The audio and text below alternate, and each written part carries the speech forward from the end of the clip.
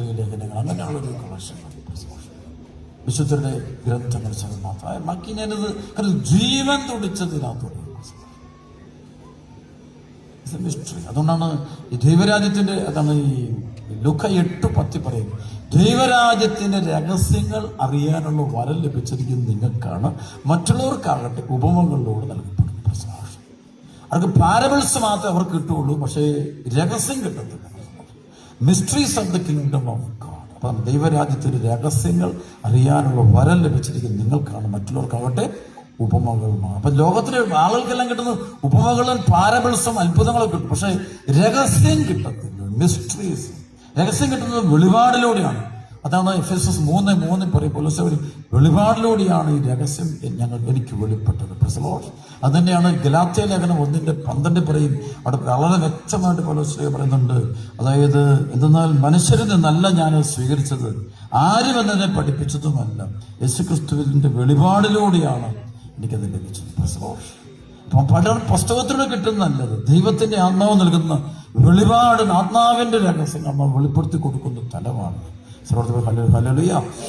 അതാണ് 1 കൊരിന്തോസിന്റെ 2-ാം അധ്യായത്തിന്റെ 6 മുതൽ 14 വരെയുള്ള വചനം വായിക്കുമ്പോൾ, 1 കൊരിന്തോസ് 2-ാം അധ്യായത്തിന്റെ 6 മുതലുള്ള വചനം വായിക്കുമ്പോൾ അവിടെ പരിശുദ്ധാത്മാവ് വളരെ വ്യക്തമായിട്ട് എഴുതിയിട്ടുണ്ട്. വചനം വായിക്കാം. എന്നാൽ പക്വതികളോട് ഞങ്ങൾ വിജ്ഞാനം പ്രകാശിക്കുന്നു, പക്ഷെ ലൗകിക വിജ്ഞാനമല്ല, ഈ ലോകത്തിന്റെ നാശോന്മുഖരായ അധികാരികളുടെ വിജ്ഞാനം, രഹസ്യവും നിഗൂഢവുമായ ദൈവിക ജ്ഞാനമാണ് ഞങ്ങൾ പ്രസംഗിക്കുന്നത്. അത് നമ്മുടെ മഹത്വത്തിനായ യുഗങ്ങൾക്ക് മുമ്പ് തന്നെ ദൈവം നിശ്ചയിച്ചിട്ടുള്ളതാണ്. ഈ ലോകത്തിന്റെ അധികാരികളിൽ ആർക്കും അത് ഗ്രഹിക്കാൻ സാധിച്ചിരുന്നെങ്കിൽ മഹത്വത്തിന്റെ കർത്താവിനെ അവർ കുരിശിൽ തറക്കുകയും മറയ്ക്കും. ഒരിക്കലും കുരിശിൽ വിപടിക്കുന്ന ഒരു വ്യക്തി പോലും ഈശോ ഉപേക്ഷിക്കത്തില്ല. ജ്ഞാനം കിട്ടിയാൽ, ഈ ദൈവിക രഹസ്യം കിട്ടിയാൽ ഒരു ഈശോ ഒരിക്കലും ഉപേക്ഷിച്ചാൽ അവർക്ക് ഒരു ജോലിയും വേണ്ട, ഒരു കല്യാണം വേണ്ട, ഒരു ബന്ധവും വേണ്ടൊന്നും ഈശോ ഉപേക്ഷിച്ചാൽ ചെയ്യത്തില്ല. ഹല്ലേലൂയ. അത് ഹൈഡ് ചെയ്യപ്പെടും. അതാണ് ഇത് കണ്ണ് മൂടപ്പെടും. അതുകൊണ്ട് ഈ ദൈവത്തിന്റെ പദ്ധതിയുടെ ഭാഗമാണ്, അതിൻ്റെ ഒരു പദ്ധതിയാണ്. ഈ കണ്ണുകളൊക്കെ മൂടപ്പെടും. അത് വലിയ നമുക്ക് ഈശോ അറിയാൻ പറ്റില്ല. ബാക്കി നമ്മൾ പണിയൊക്കെ ഒത്തിരി കഷ്ടപ്പെട്ടുകൊണ്ട് പാവങ്ങൾ കഷ്ടപ്പെടുന്ന കാണാൻ പറ്റും. പക്ഷെ സന്തോഷമില്ല. എന്നെ കിട്ടിയ സന്തോഷം. 9-ാമത്തെ എഴുതപ്പെട്ടിരിക്കുന്ന പോലെ ദൈവം തന്നെ സ്നേഹിക്കുന്നവർക്കായി സജ്ജീകരിച്ചിരിക്കുന്നത് കണ്ണുകൾ കാണുകയോ ചെവികൾ കേൾക്കുകയോ മനുഷ്യ മനസ്സ് ഗ്രഹിക്കുകയോ ചെയ്യും. എന്നാൽ നമുക്ക് ദൈവം അതെല്ലാം ആത്മാവ് മുഖേന, അപ്പൊ നമുക്ക് വെളിപ്പെടുത്തുന്ന ആത്മാവ് മുഖേന. ഇപ്പൊ പൈശാശക്തികളുണ്ടോ? അങ്ങനെ ആത്മാവ്, ഇപ്പൊ ഞാൻ ഒരു സാക്ഷ്യം അനുഭവം പറഞ്ഞു, ഈ പരിശുദ്ധാത്മാവ് മുഖേനയാണ് വെളിപ്പെടുന്നത്. ഒരിക്കലും അത് ഒരു കൗൺസിലറിന്റെ അടുത്ത് പോയാലോ സൈക്കോളജിസ്റ്റിന്റെ അടുത്ത് പോയാലോ ഡോക്ടർ, മെഡിക്കൽ ഡോക്ടർ എന്തോരം ബുദ്ധിയാണ് നമ്മുടെ കാര്യം. He cannot find out that problem. He may be professor, വലിയ ഫിസിക്സിന്റെ പ്രൊഫസർ, കെമിസ്ട്രിയുടെ, ബയോളജിയുടെ പ്രൊഫസറായിരിക്കും, സയന്റിസ്റ്റുകളാണ്. ഒരിക്കലും അറിയാൻ പറ്റത്തില്ല. അത് ദൈവ രഹസ്യം, അത് തെരഞ്ഞെടുക്കപ്പെട്ടവർക്ക് മാത്രമേ കൊടുക്കുള്ളൂ. ചോസൻ ആൾക്ക് മാത്രമേ കിട്ടും. അതുകൊണ്ട് എല്ലാവർക്കും കിട്ടത്തില്ല. ആ ചോസന്റെ ഭാഗമാകാൻ നമ്മൾ എന്ത് ചെയ്യണം എന്നുള്ളതാണ് നമ്മൾ ധ്യാനിക്കേണ്ടത്. പ്രസവം ജനറൽ ഒരു ഭാഗം കിട്ടും. അതുകൊണ്ടാണ് ഒരു സമർപ്പണം ആവശ്യം. ഹല്ലേലൂയ. ഇവിടെയാണ് വചനം ഭക്ഷിക്കാൻ നമ്മൾ ആഗ്രഹം. വചനത്തോട്, അത് ഈ വചനത്തിന് ഡോറുണ്ട്. കൊളോസ്സസ് 4:2 പറയും, ദൈവം വചനത്തിന്റെ വാതിൽ തുറക്കും. വചനത്തിന്റെ വാതിലുണ്ട്, ഡോറുണ്ട്. അത് തുറന്നാലത് കിട്ടുക. ഈ പഠിച്ചെല്ലാം ഒരുപാട് ബൈബിൾ പഠിക്കും, നല്ല പഠിക്കും. പക്ഷെ പഠിക്കാൻ മുഴുവൻ ബുദ്ധിയിലാണ് പഠിക്കുന്നത്.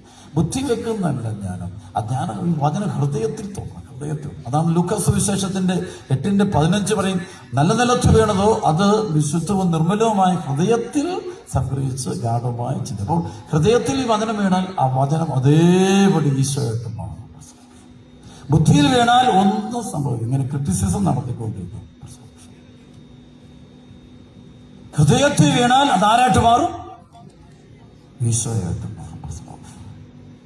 ഈശോ അനുഭവിക്കാൻ പറ്റും. ഹല്ലേലൂയ. ലൂക്ക 8:15 വായിച്ച്. ലൂക്ക 8:15 നല്ല നിലത്ത് വീണതോ ഉത്കൃഷ്ടവും നിർമ്മലവുമായ ഹൃദയത്തിൽ സംഗ്രഹിച്ച് ക്ഷമയോടെ ഫലം പുറപ്പെടുവിക്കുന്ന. അപ്പൊ നമുക്കറിയാം ഹൃദയത്തിൽ, അപ്പോഴാണ് നമുക്ക് ഡിസേൺമെന്റ് കിട്ടും. അപ്പൊ നമ്മുടെ ഇവിടുത്തെ ഒരാൾ അഭിനയിക്കാന്ന് വരത്തില്ല. പൈശാചിക്കൽ ഏത് രൂപത്തിൽ വേണമെങ്കിലും ഈശോയുടെ മാതാവിന്റെ ഒക്കെ ഞാൻ കാണാറുണ്ട്. ഇതൊക്കെ ഇഷ്ടം പോലെ കാണും. അണക്കരയിൽ കാണാത്ത അടയാളങ്ങളൊന്നുമില്ല. ചില അടയാളങ്ങൾക്ക് പരിശുദ്ധാത്മ പറയും, നോ നിന്നോട് പറഞ്ഞിട്ടുണ്ട്. നോ എന്ന് പറയണത് ഞാൻ പിന്നെ പരിശുദ്ധാത്മ അല്ല, നമുക്കൊന്നും ഇരുന്നില്ല. പരിശുദ്ധാത്മ പറഞ്ഞാൽ മാത്രമേ കേൾക്കൂ, വേറെ ആരും കേൾക്കത്തില്ല. അതിന് കാരണം എന്താണെന്ന് വെച്ചാൽ 2 കൊറിന്തോസിന്റെ 11:13-14 വായിച്ച്. 2 കൊറിന്തോസിന്റെ ഒരു റെവലേഷൻ 2 കൊറിന്തോസിന്റെ 11:13 വായിക്കാം. 11:13 വായിക്കണം. ഉച്ചത്തിൽ ഹല്ലേലൂയ ഹല്ലേലൂയ. അത്തരം 13-14 ഒരുമിച്ച് വായിക്കാം. അത്തരക്കാർ കപടനാട്ടുകാരായ അപ്പോസ്തലന്മാരും വഞ്ചകരായ ജോലിക്കാരും ക്രിസ്തുവിന്റെ അപ്പോസ്തലന്മാരെ വ്യാജ വേഷത്തിൽ, അപ്പോസ്തലന്മാരെ പോലെ അപ്പോസ്തലനായിട്ട് തന്നെ വ്യാജ വേഷം കിട്ടിയവരും ഒന്ന് പൗലോസിന്റെ മുമ്പിൽ വരുമായിരുന്നു. അടുത്ത പൗലോസിനെ പറയും, അത്ഭുതപ്പെടേണ്ട, പിശാച് പോലും പ്രഭാപൂർണനായി ദൈവദൂതനായി വേഷം കെട്ടാറുണ്ടല്ലോ. പിശാച് പോലും ദൈവദൂതനായി വേഷം കെട്ടാറുണ്ട്. ഒത്തിരി സംഭവമുണ്ട്. അത് ആരെപ്പോ മാലാഖമാരുടെ രൂപത്തിൽ അല്ല, ഇതിന് ഫോളൻ ഏഞ്ചൽസ് ആണുണ്ടാവും. ഫോളൻ ഏഞ്ചൽസ് ആണ് സ്പിരിറ്റ്. അതുകൊണ്ട് അത് വിഗ്രഹങ്ങളൊക്കെ കയറിയിരിക്കുക. പക്ഷെ അവിടുത്തെ അടയാളമൊക്കെ കാണിക്കുക. പലരും കുറേ അല്ല, അത് ബന്ധനം കൂടുള്ളൂ. ഇപ്പോഴത്തേക്കും ഇരട്ടി പ്രശ്നം കൂടിക്കൊണ്ടിരിക്കും. അവർ പ്രശ്നം തീരുന്നോർത്തോണ്ടിരിക്കും. തീരുകയല്ല, കെട്ട് കുരുക്കിക്കൊണ്ടിരിക്കും.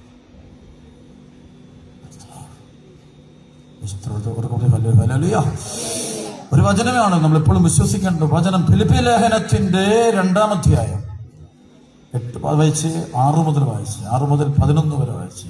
ഫിലിപ്പി ലേഖനം 2-ാം അധ്യായം 6 മുതൽ 11 വരെ. പ്ലീസ്. ദൈവത്തിന്റെ രൂപത്തിൽ ഈശോയെക്കുറിച്ച് ദൈവത്തിന്റെ രൂപത്തിൽ ആരുടെങ്കിലും ദൈവവുമായുള്ള സമാനത മുറുകെ പിടിക്കേണ്ട കാര്യമായി പരിഗണിച്ചില്ല. തന്നെ സൂര്യനാക്കിക്കൊണ്ട് ദാസന്റെ രൂപം സ്വീകരിച്ച് ആകൃതിയിൽ മനുഷ്യനെ പോലെ കാണപ്പെട്ടു. മരണം വരെ അതേ കുരിശ് മരണം വരെ അവൻ അനുസരണമുള്ള തന്നെ താഴ്ത്തി. അപ്പോൾ ആകയാൽ ദൈവം അവനെ ഉയർത്തി എല്ലാ നാമങ്ങൾക്കും ഉപരിയായ നാമം. അങ്ങനെ സംഭവമുണ്ട്. എല്ലാ നാമങ്ങൾക്കും ഉപരിയായ നാമം നൽകുകയും ചെയ്തു. ആ നാമത്തിന്റെ മുമ്പിൽ സ്വർഗത്തിലും ഭൂമിയിലും പാതാളത്തിലുള്ള സകലരും ആരുടെ പോലെ മുട്ടുമടക്കാവുള്ളൂ? വചനം കിടക്കുന്ന സ്വർഗത്തിലും ഭൂമിയിലും പാതാളത്തിലുള്ള സകലരും അവന്റെ ഈശോയുടെ നാമത്തിൽ പറഞ്ഞാൽ മാത്രമേ പിശാച് പോകുള്ളൂ. ബാക്കിയൊന്നും പിശാച് പോകുന്നല്ല. പിശാച് പോകുന്നവരെ കാണിക്കും. പോയത് നമ്മൾ ഓർക്കും. ഈ പിശാച് ബാധയുള്ളവരെ അടുത്തുനിന്നാലും പിശാച് ഇളവ് കിട്ടും. അങ്ങനെയുണ്ട്. അവിടെ മന്ത്രവാദികളുടെ അടുത്തിരുന്നത് ഭയങ്കര ഇളവ്, വയലന്റാണ്. ഭയങ്കര പിശാച് ബാധയുള്ളവരുടെ അടുത്തില്ലെങ്കിലും പിശാച് ഇളവ് പോവുകയല്ല. അവൻ കുറേ വർഷം കുറച്ചുമ്പോൾ തണുത്തിരിക്കും. അപ്പം നമ്മൾ പോയെന്ന് നോക്കി. പക്ഷെ കഴിച്ചപ്പോൾ കൃപയുള്ള വ്യക്തി ഒന്ന് കുറച്ചാൽ മതി, ഒറ്റ ചാട്ടത്തിന് വരും. രണ്ട് കാലത്ത് ഹല്ലേലൂയ. പിശാചുകൾ പ്രഭാവമുടനായി. അതുകൊണ്ടാണ് ഈ പൗലോസിന്റെ വളരെ ഗൗരവമായ ഒരു വചനം പറയുന്നത്. കൃപ കളയുന്നൊരു കാലഘട്ടം. ഈ നാൾ ഒരുപാട് അടയാളങ്ങളും അത്ഭുതങ്ങളും വ്യാജ പ്രവാചകന്മാർ ഒരുപാട് സംഭവിക്കുന്നുണ്ട്. അത് കൃപയുള്ള, ഞാൻ ആരൊന്നും പേരൊന്നും പറയത്തില്ല, പക്ഷേ കൃപയുള്ളവർക്ക് അത് തിരിച്ചറിയാൻ പറ്റുന്നുണ്ട്. കൃപയുള്ളവർ തിരിച്ചറിയുന്നുമുണ്ട്. അവർ വളരെ സൂക്ഷിച്ചാണ് കാര്യങ്ങൾ ചെയ്തുകൊണ്ടിരിക്കുന്നത്.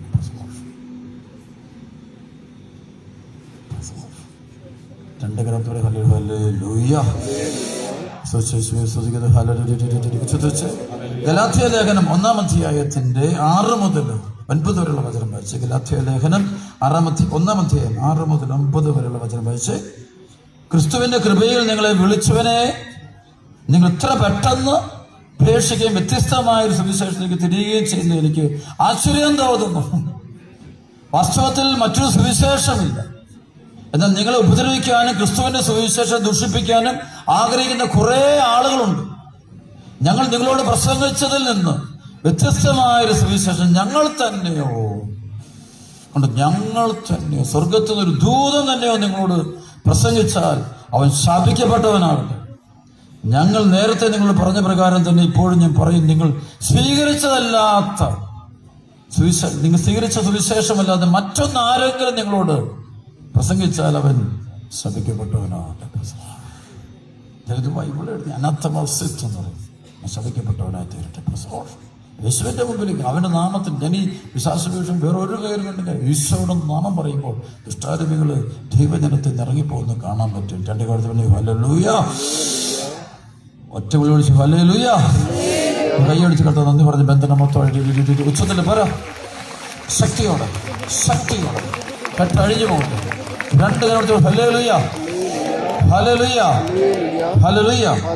2 കൊരിന്തോസിന്റെ 11-ാം അധ്യായം, 2 കൊരിന്തോസിന്റെ 11-1 മുതലുള്ള വചനം. പൗലോസ്ലിഹയ്ക്ക് ഭയങ്കര കാരണം ഈ ദൈവജനം കൊരിന്തോസിലെ സഭയിലുള്ള ആളുകൾ വ്യാജ അപ്പസ്തലന്മാരുടെ കീഴോട്ട് പൗലോസിന്റെ കൂടെ ഈശോയെ ഇങ്ങനെ ആരാധിച്ചുകൊണ്ട് ഈശോയെ സ്നേഹിച്ചു ഇങ്ങനെ ചോദിച്ചിരുന്ന ആളുകൾ അവരുടെ ഇടയിൽ തന്നെ പിന്നെ ഗ്രൂപ്പ് കയറി വരുന്നുണ്ട്. ആ ഗ്രൂപ്പ് കയറി വരുമ്പോൾ പൗലോസിനെ കൊടുക്കുന്ന വചനമാണ് 2 കൊരിന്തോസ് 11-1 മുതലുള്ള വചനം. അല്പം പോഷത്വം സംസാരിക്കും നിങ്ങൾ സഹിക്കുമെന്ന് പ്രതീക്ഷിക്കുന്നു. നിങ്ങൾ ഇപ്പോൾ തന്നെ എന്നോട് സഹിഷ്ണുത കാണിക്കുന്നുണ്ടല്ലോ. എനിക്ക് നിങ്ങളോട് ദൈവികമായ അസൂയ തോന്നുന്നു. എന്തെന്നാൽ നിർമ്മലയായ വധുവിനെ അവളുടെ ഭർത്താവിനെന്നതുപോലെ നിങ്ങളെ ക്രിസ്തുവിന് സമർപ്പിക്കേണ്ടതിന് ക്രിസ്തുവുമായി നിങ്ങളുടെ വിവാഹ നിശ്ചയം ഞാൻ നടത്തി. എന്നാൽ സർപ്പം ഹവ്വായെ തന്ത്രപൂർവ്വം ചതിച്ചതുകൊണ്ട് സർപ്പം എപ്പോഴും ഞാൻ ഈ വചനം പഠിക്കുമ്പോൾ ആത്മീയ ജീവിതത്തിൽ പഠിക്കുമ്പോൾ ഞാൻ ഇത് 30ാമത്തെ വർഷം, this is my 30th year of my mission. ഈശോയുടെ കൃപയാണ്. എന്നും ഞാൻ പറയുന്നത് ഇത് സർപ്പം ഹവ്വായെ തന്ത്രപൂർവ്വം ചതിച്ചതുപോലെ. അതെല്ലാം നമുക്കറിയാമല്ലോ, പർദീസായിൽ കഴിഞ്ഞിരുന്ന ആദ്യത്തെ ഹവ്വായും ഈ സർപ്പം വന്നിട്ട് അവനൊരു ബുദ്ധി ഉപയോഗിച്ചു. ഹി യൂസ് ദി ബ്രെയിൻ, നല്ല ഇന്റലിജന്റ്, നല്ലൊരു ബ്രെയിൻ വാഷിങ്, ഒറ്റ ബുദ്ധി. ആ ബുദ്ധിയിൽ ദൈവവുമായിട്ടുള്ള ബന്ധം മുറിച്ച് ഇവരെ കൊണ്ടുപോകുന്നത് കാണാൻ പറ്റും. ഇപ്പൊ ഹവ്വ പോലും ആദം പോലും അതിനു മുമ്പിൽ വീണെങ്കിൽ നമ്മുടെയൊക്കെ അവസ്ഥ. അപ്പൊ അത്രമാത്രം കഴിവുണ്ട്, അവന് ബുദ്ധിശക്തി ഉണ്ട്. ഇവന് ദുഷ്ടാരൂപിക്ക് ഇച്ചിരി കൂടുതലാണ്.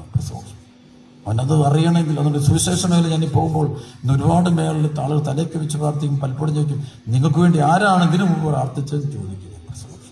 ആ ബന്ധനം അടിച്ചാലേ നമുക്ക് അടുത്ത ബന്ധനം അഴിക്കാൻ പറ്റും. അത് വന്ന സ്പിരിറ്റ് ഇതിലൂടെ, ഈ അടയാളമുള്ള സ്പിരിറ്റിലൂടെ വന്നൊന്ന് കണ്ടുപിടിക്കാം.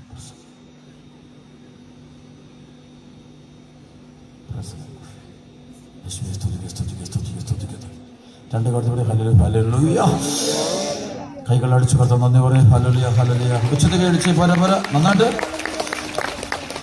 ആമേൻ. അപ്പം അതിനൊന്ന് വായിച്ചുതരാം. ഒന്ന് വായിക്കുമ്പോൾ 3-ാമത്തെ വചനം വായിച്ച്, എന്നാൽ സർപ്പം ഹവ്വായെ തന്ത്രപൂർവ്വം ചതിച്ചതുപോലെ നിങ്ങളുടെ ചിന്തകൾ ക്രിസ്തുവിൽ ലാളിത്യത്തിലും വിശുദ്ധിയിലും വ്യതിചലിക്കപ്പെടുമ്പോൾ ഞാൻ ഭയപ്പെടുന്നു. എനിക്കറിയാം കഴിഞ്ഞ ഒരു കുടുംബം അവരിങ്ങനെ ഈ മന്ത്ര തകിടുകൾ എടുക്കുക. ഒരു മനുഷ്യനെ ഇങ്ങനെ വന്നിട്ട് അവരുടെ വീടുകളിൽ നിന്ന് പറഞ്ഞ് 10 തകിട് 20 തകിട് 30 തകിട് ഇങ്ങനെ തകിട് പിടിച്ചു. അപ്പോൾ ഈ കേരളത്തിൽ ഇന്ത്യയിൽ വളരെ VIP ആളെ ഞാൻ കുറിച്ച് പേരൊന്നും പറഞ്ഞു, പേര് പറയാൻ നിങ്ങൾക്ക് എല്ലാം അറിയാവുന്ന മനുഷ്യൻ. ഈ മനുഷ്യന്റെ വീട്ടിൽ നിന്നൊരു 10-40 അമ്പോളം ഈ തകിട് സാധനം എടുത്തു. എന്നിട്ടൊന്നും പ്രശ്നം ചെയ്തില്ല. പുള്ളി ഒരു അപ്പം അത് എൻ്റെ അടുത്തിട്ട് കഴിഞ്ഞാൽ ആ മനുഷ്യൻ്റെ അടുത്ത് പോകും. VIP. ഞാൻ കണ്ടോടെ പറഞ്ഞു, എന്നോട് അച്ഛൻ ഞാൻ പറഞ്ഞു, ആ എടുക്കുന്നവനെ ആദ്യം പുറത്താക്കുക. സത്യം. അവൻ കൊണ്ട് പൈശാചികം തന്നെ.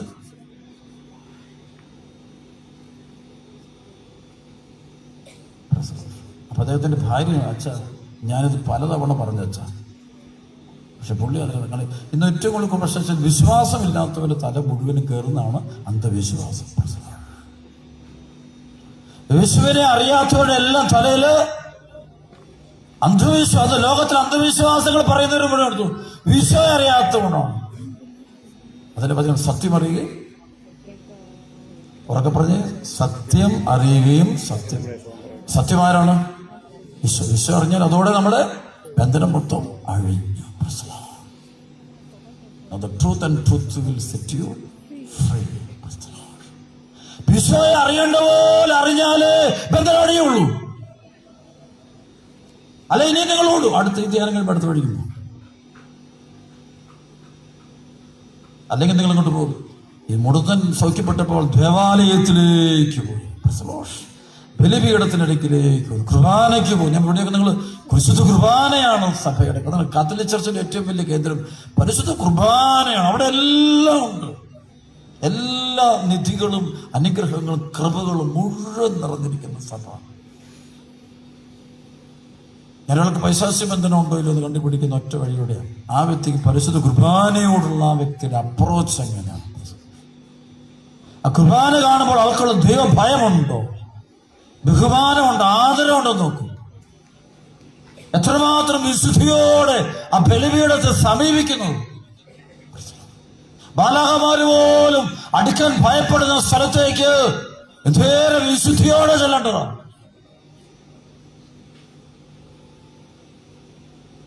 അതില്ലെങ്കിൽ ഞാൻ പറയും വെറും, അല്ലെങ്കിൽ ഞാൻ പറയും ഈ ബൈബിളിൽ കണ്ടുമുട്ടുന്ന കഴുതയുടെ കാര്യം പറഞ്ഞല്ലോ. കഴുതപ്പുറത്ത് കയറി കടത്താതിരിപ്പുണ്ട്. പ്രസലോഷ് കഴുത ഇങ്ങനെ നടക്കുമ്പോൾ ആളുകളെല്ലാം ഇങ്ങനെ ഭയങ്കരമായിട്ട് വെക്കുമ്പോൾ കഴുതയുടെ വിചാരിക്കുന്നത് ഇവനെ കണ്ടിട്ടാണ് എല്ലാവരും കൂടെ കിടന്ന് പ്രസലോഷ് ഈ ഓശാന പാടുന്ന നല്ല വിചാരിക്കുന്നു, ഇവൻ്റെ മുകളിലിരിക്കുന്നു. ഇത് കഴിഞ്ഞിട്ട് കഴുത കൊണ്ട് ഈശോ ഇറക്കി വിട്ടിട്ട് അത് തിരിച്ചു വന്നപ്പോൾ എല്ലാവരും കൂടെ കല്ലെറിഞ്ഞെന്ന് പറഞ്ഞു. പ്രസലോഷ് കൈയടിച്ച് കിടത്താൻ ഒരു കല്ലെറിഞ്ഞ് തിരിച്ചപ്പോൾ അവൻ്റെ പ്രശ്നം പഴയ